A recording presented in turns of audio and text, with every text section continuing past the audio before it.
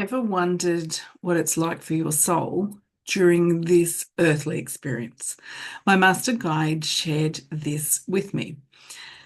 And the example they gave me was the restriction. So they were trying to explain the restriction that the soul experiences in this lifetime and other ones that they've had when they incarnate. So when we incarnate, how we feel like we're pushed into a box. So the soul feels like it's squished into a box. This is the box that and the restrictions that then come from this 3D very dense world where there is matter the way it's structured.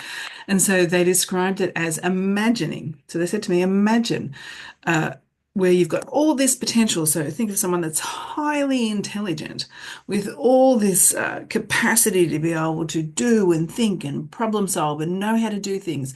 Uh, to and when I say know how to do things, like know how to do every step of all the things, right? Know how to do all, but then not be able to execute on everything that you know because your body and the aspect of being human limits that execution.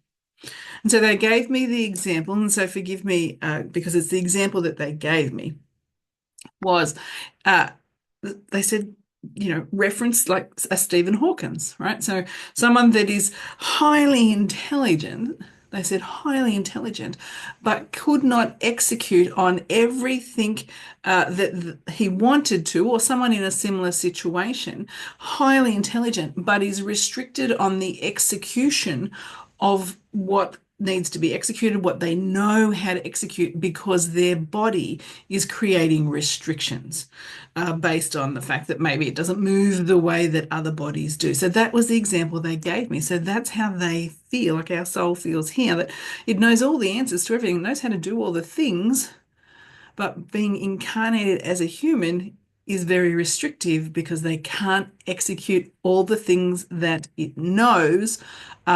One, because there's limitations on the toolbox that it has. And two, that sometimes it requires assistance to be able to even execute on the things that it is aware that it can execute on. So that assistance could be working with guides and other beings where it requires assistance. And it's a really interesting way that it was explained to me. So I love that it's dumbed down so I can understand it. And it popped in, so I wanted to share it with you. My name is Bronwyn Jane, and I'm a psychic medium and spiritual coach.